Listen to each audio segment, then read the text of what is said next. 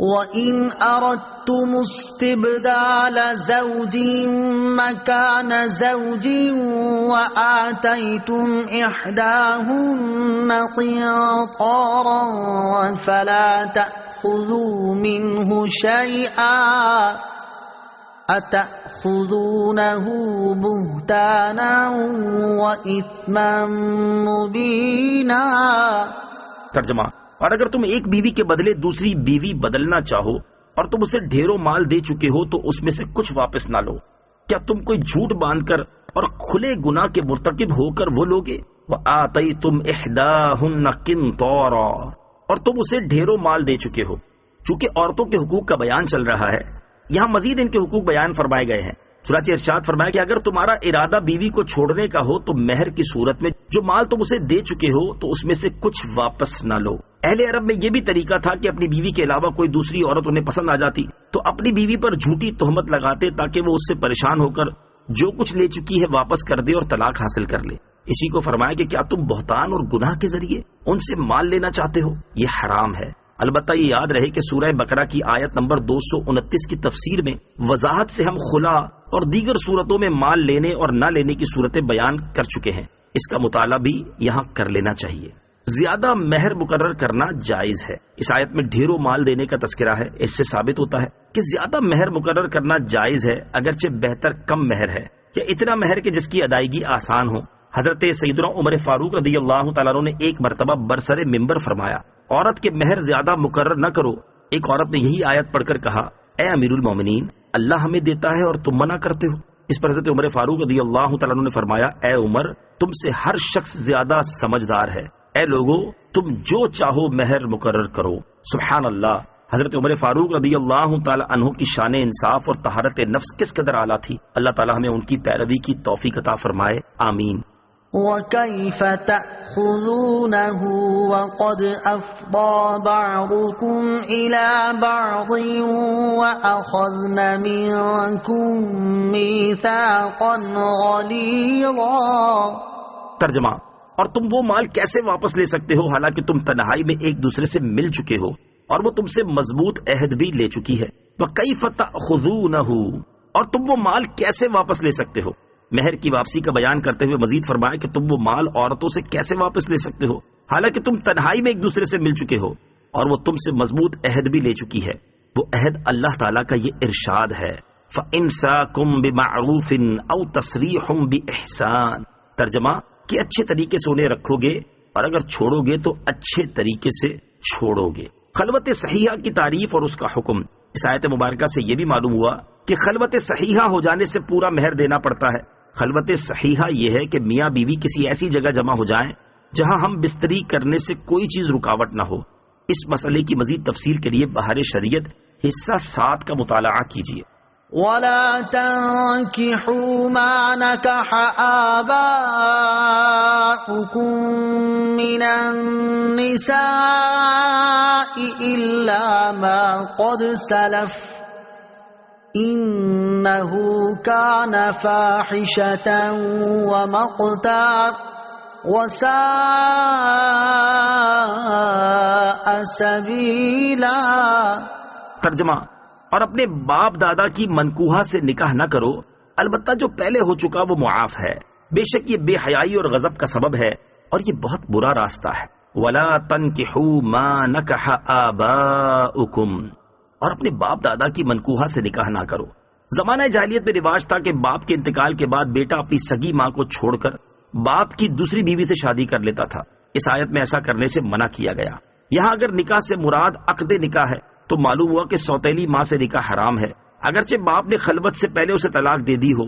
اور اگر نکاح سے مراد صحبت ہے تو معلوم ہوا کہ جس عورت سے اپنا باپ صحبت کرے، خواہ نکاح کر کے یا زنا کی صورت میں یا لونڈی بنا کر، بہر صورت وہ عورت بیٹے پر حرام ہے کیونکہ یہ بیٹے کی ماں کی طرح ہے۔ ما قد سلف، جو ہو گزرا، یعنی جاہلیت کے زمانے میں تم نے جو ایسے نکاح کر لیے اور اب وہ عورتیں مر بھی چکی تو تم پر اس کا گناہ نہیں، کیونکہ وہ گناہ قانون بننے سے پہلے تھے۔ یہاں ایک مسئلہ یاد رکھیں کہ اگر مجوسی اسلام لائے اور اس کے نکاح میں اپنی ماں یا بہن ہے تو اسے چھوڑ دینا فرض ہے، لیکن اس نے زمانہ کفر میں جو نکاح کیے ہوں ان سے جو اولاد ہو چکی ہو وہ اولاد حلالی ہو گئی، کیونکہ کفار پر اس طرح کے شرعی احکام جاری نہیں۔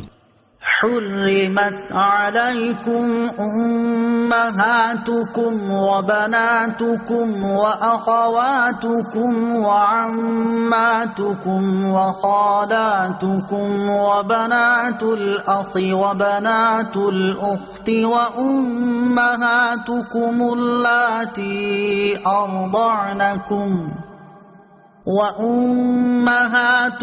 اللاتي أرضعنكم وأخواتكم من الرضاعة وأمهات نسائكم وربائبكم اللاتي في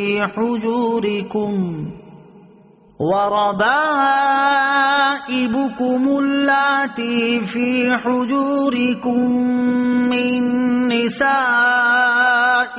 اللاتي دخلتم بهن فإن لم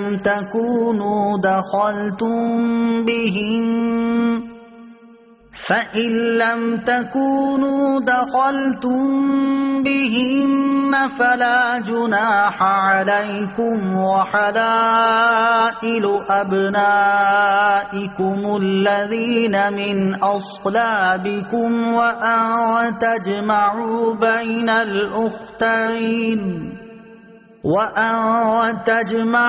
بين الأختين إلا ما قد سلف ان اللہ کان غفورا رحیما۔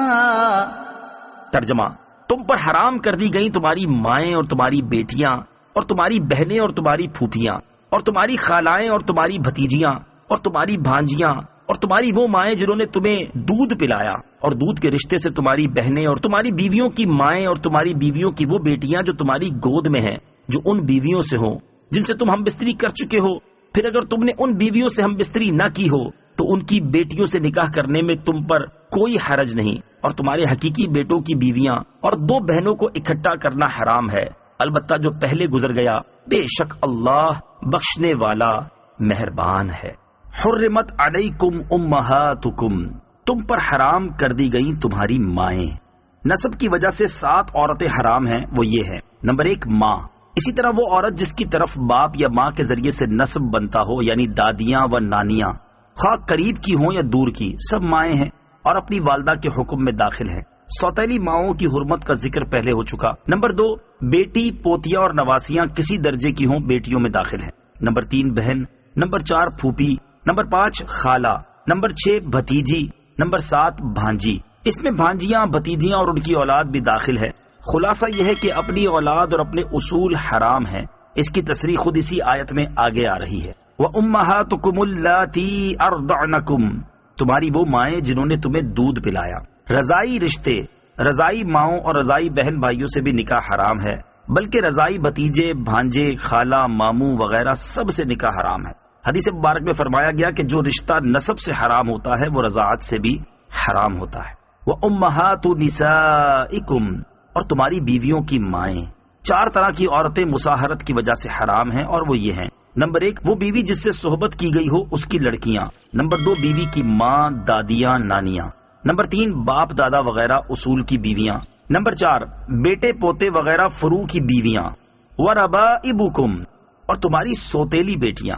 جن بیویوں سے صحبت کرنی ہو ان کی دوسرے شوہر سے جو بیٹی ہو اس سے نکاح حرام ہے، اگرچہ وہ شوہر کی پرورش میں نہ ہو، کیونکہ پرورش کی قید اتفاقی ہے، مگر یہ سوتیلی لڑکی صرف شوہر کے لیے حرام ہے، شوہر کی اولاد کے لیے حلال، اور شوہر کے لیے بھی جب حرام ہے جبکہ بیوی سے صحبت کرنی ہو، اور اگر بغیر صحبت طلاق دی یا وہ فوت ہو گئی تو اس کی بیٹی حلال ہے۔